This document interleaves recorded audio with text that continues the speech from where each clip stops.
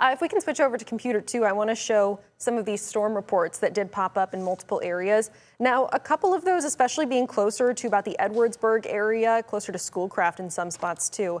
Now, this was largely because of pictures that were sent in to the National Weather Service, and ones that are a little bit further south, closer to the state line. This technically falls under the jurisdiction of the Northern Indiana National Weather Service office. So they were receiving pictures of damage to homes, to buildings, structures in general. That continued its way further to the east-northeast. Three Rivers is where we saw that damage from Menards. We saw some of that damage from a Cricket location as well, and just a lot of videos that ended up being sent in, and multiple spotters that were out and about, storm chasers that were out, that confirmed that yes, they did see a tornado on the ground. That continued to track its way further to the northeast, and that's where eventually it arrived to the Union City area. That's where we've been seeing a lot of those really, honestly, heartbreaking pictures and videos of this very violent tornado, one of the most violent that I know I've ever seen in my career, that's for sure. Yeah, just based on the video there, you know, we talk about tornadoes.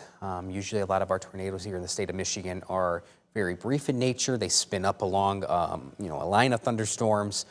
We call those QLCS tornadoes. We don't need to get into that, but they're very brief and usually weaker in nature. Yes, they still can provide damage, but they're usually on the order of EF0, EF1 strength. Of course, this tornado, based on the video that we've seen both in Three Rivers and also Union City, this was a textbook example of what a violent tornado is. I don't think there's any way other words to put along with it, because this was an individual thunderstorm feeding off the environment that was very favorable near I-94 to the south, to the state line, and it completely fed off of that environment. And that is why we saw the magnitude of this tornado earlier this afternoon. Yeah, well-defined hook echo that we could pick out very quickly, well-defined inflow for that matter as well, and the hail core that also, of course, gave a few areas some issues too. Hail reports that were up to about quarter-sized in some areas. Yeah, it does appear, I believe in the Union City area, I saw one report 1.5-inch size hail along with that,